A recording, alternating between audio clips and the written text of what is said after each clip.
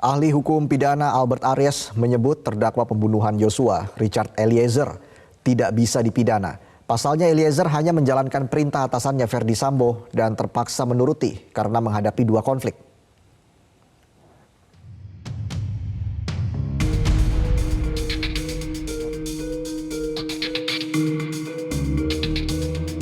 Richard Eliezer Pudiang Lumiu, eksekutor pembunuhan Brigadir Yosua, belum tentu bisa dipidana. Ahli hukum pidana Albert Aries yang dihadirkan sebagai ahli meringankan dalam sidang Rabu kemarin mengatakan, jika mengacu pada pasal 51 KUHP tentang perintah jabatan, maka Eliezer tidak bisa dipidana. Pasalnya Eliezer hanya menjalankan perintah yang diberikan oleh atasannya Ferdy Sambo.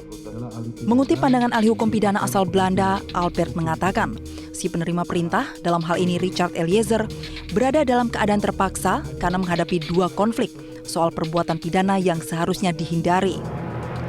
Namun di satu sisi, perintah itu datang dari atasannya yang dimaknai harus dituruti. Jika yang ditanyakan penasihat hukum adalah pasal 51 ayat 1, maka redaksionalnya adalah niet strafbaar, tidak dipidana orang yang melakukan suatu perbuatan pidana karena adanya perintah jabatan atau ambtelijk bevel yang diberikan oleh penguasa yang berwenang. Kalau menurut Profesor Van Bamelen, Majelis Mohon Izin, ketika seseorang menerima perintah jabatan dari penguasa atau pejabat yang berwenang, maka sesungguhnya Profesor Van Bamelen dalam bukunya Hukum Pidana 1 mengatakan si penerima perintah ini sesungguhnya berada dalam keadaan terpaksa karena dia menghadapi konflik. Apa itu konfliknya? Konfliknya adalah di satu sisi dia tidak boleh melakukan suatu tindak pidana dan kemungkinan kalau dia melakukan suatu tindak pidana dia dapat dipidana. Tapi di satu sisi ada perintah jabatan yang harus ditaati atau dilaksanakan oleh si penerima perintah tersebut.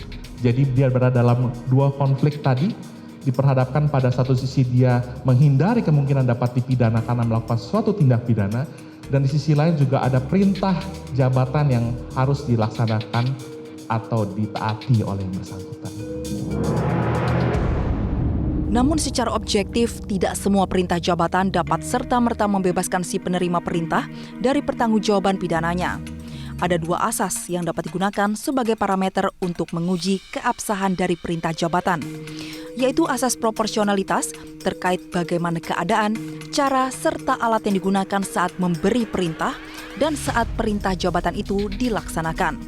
Yang kedua adalah asas subsidiaritas, yaitu ketika seseorang menerima perintah jabatan dari seseorang yang punya otoritas dan menghadapi konflik. Tim Liputan Metro TV.